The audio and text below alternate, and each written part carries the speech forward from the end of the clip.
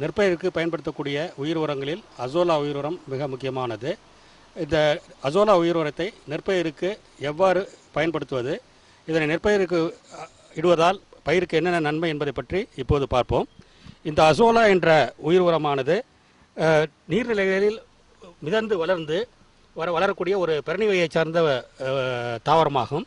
இந்த தாவரத்தை பார்த்தால் இது மற்ற தாவரங்களைப் போலவே வேர் பகுதி, கிளைப்பகுதி மற்றும் இலைப்பகுதி ஆகியவை உள்ளன. தண்டு பகுதி, இலைப்பகுதி ஆகியவை உள்ளன.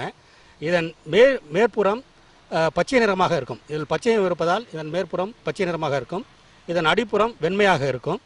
இந்த மேற்புறத்தில் உள்ள இலை துளைகளில் அனபினா அசோலை என சொல்லப்படும் ஒரு நீலப்பச்சை பாசி இதனுடன் கூட்டு வாழ்க்கை நடத்தி தழைச்சத்தை நிலைநிறுத்துகிறது. இவ்வாறு நிலைநிறுத்தப்படும் தழைச்சத்து இந்த அசோலா தாவரத்தால் கிரகிக்கப்பட்டு அது புரதச்சத்தாக மாற்றப்படுகிறது.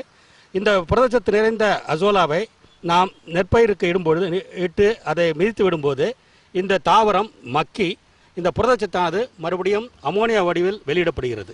இந்த அமோனியா வடிவில் வெளியிடப்படும் தழைச்சத்தை நெற்பயிர் கிரகித்து அதற்கு வேண்டிய தழைச்சத்தை எடுத்துக்கொள்வதால் நெற்பயிரின் வளர்ச்சியும் கூடுகிறது. அதே சமயத்தில் நெற்பயிரின்